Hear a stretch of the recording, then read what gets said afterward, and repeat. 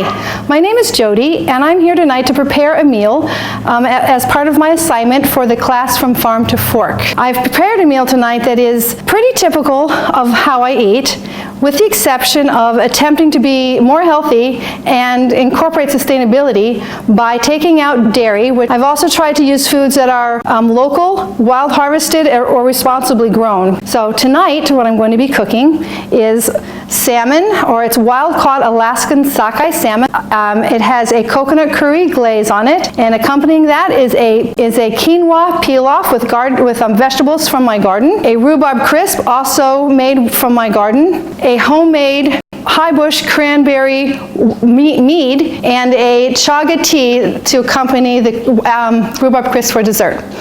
I'm going to start off with dessert tonight. What I have done is I have taken 4 cups of rhubarb grown from the garden. I have placed a half a cup of honey, substituting that for a cup of sugar. In addition to the honey, I have put in a I've put in a half of a cup of ground up fireweed pith. For the topping, what I'm going to put in that is 1 cup of rolled oats, 1 handful or approximately 4 dates, 2 tablespoons of duck fat. The other thing that I'm going to add to this is a tablespoon of our raw honey from the bees on our property. As you can see, it's quite crumbly and mixed well. I'm going to now transfer it to the top of my rhubarb, and we'll bake it at 350 for about 45 minutes. The main portion of the meal is almond encrusted wild-caught Alaska salmon. I'm going to dip it in an egg mixture that consists of 1 guinea hen egg. I'm going to dip the salmon fillets, and these are 6-ounce fillets of red salmon. And I'm going to take the salmon fillet and I'm going to dip it in the guinea hen egg mixture. In this bowl, I have a half a cup of coarsely chopped almonds.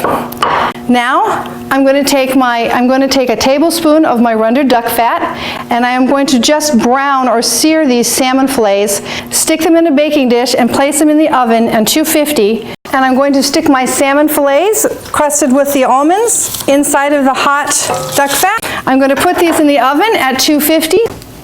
The next stage of the meal is to do the coconut curry sauce that will drizzle on top of the salmon fillets. The rendered duck fat, I have 2 tablespoons of my ground up pith of the fireweed plant that I'm using instead of flour.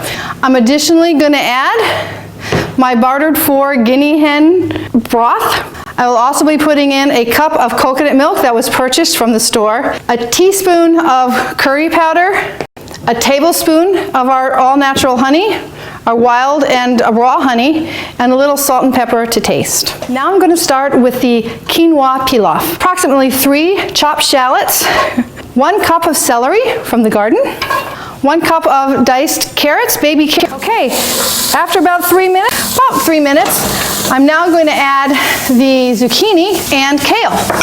Including the kale, I'm going to add the pre-cooked quinoa, 2 cups, plated up, a nice 6-ounce piece of salmon, some nice vegetable, some quinoa pilaf to go with the salmon.